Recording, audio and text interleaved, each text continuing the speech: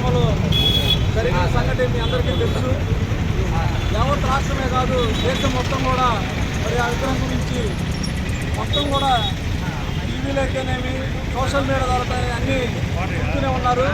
మరి ఏది ఏమైనప్పటికీ కూడా భగవంతుడు శ్రీకృష్ణుడి రూపంలో పెట్టినటువంటి నందమూరి తారక రామారావు గారి విగ్రహం తొలగించి మరొక కాంస్య విగ్రహం అదే ప్లేస్లో అన్నగారి విగ్రహం ఏర్పాటు చేసినందుకు ప్రత్యేకంగా తక్కిలపాడు గ్రామ ప్రజలకి, అక్కడ ఉండేటువంటి మండల తెలుగుదేశం పార్టీ నాయకులకి, ప్రత్యేకంగా ఎమ్మెల్యే కూలిపాల్ నరేంద్ర గారికి కూడా ప్రత్యేకంగా మా జిల్లా యాదవ్ సంఘం తరఫున, రాష్ట్ర యాదవ్ సంఘం తరఫున ప్రత్యేక ధన్యవాదాలు తెలుపుకుంటా ఉన్నాం.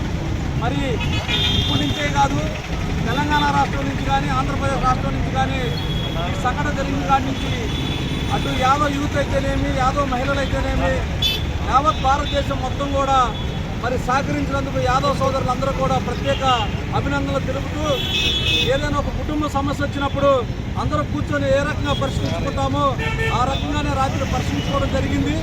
దీన్ని ఎవరూ కూడా రాజకీయాలు చేయొద్దు, దయచేసి ఇది ఒక కుటుంబంలాగే భావించాలని మేము కోరుకుంటా ఉన్నాం. మరి దీనికి సహకరించినటువంటి రాష్ట్ర యాదవ్ సంఘానికి, అలాగే ఇక్కడ ఉన్నటువంటి తెలుగుదేశం పార్టీ నాయకులకి అందరికీ కూడా పేరు పేరున నమస్కారాలు తెలియజేస్తా ఉన్నాం. ముందుగా యువత అందరూ కూడా గుర్తుపెట్టుకోవాలి, ఫేస్బుక్లో కానీ వాట్సాప్లో కానీ రెచ్చగొట్టే వ్యాఖ్యలు ఎవరూ చేయకూడదు. ఈ సమస్య ఈ రోజుతో ముగిస్తుంది.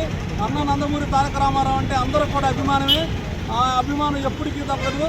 మరి అందరూ కూడా గమనించి ఈ యొక్క కార్యక్రమం జయప్రదం చేసినందుకు అందరికీ నమస్కారాలు.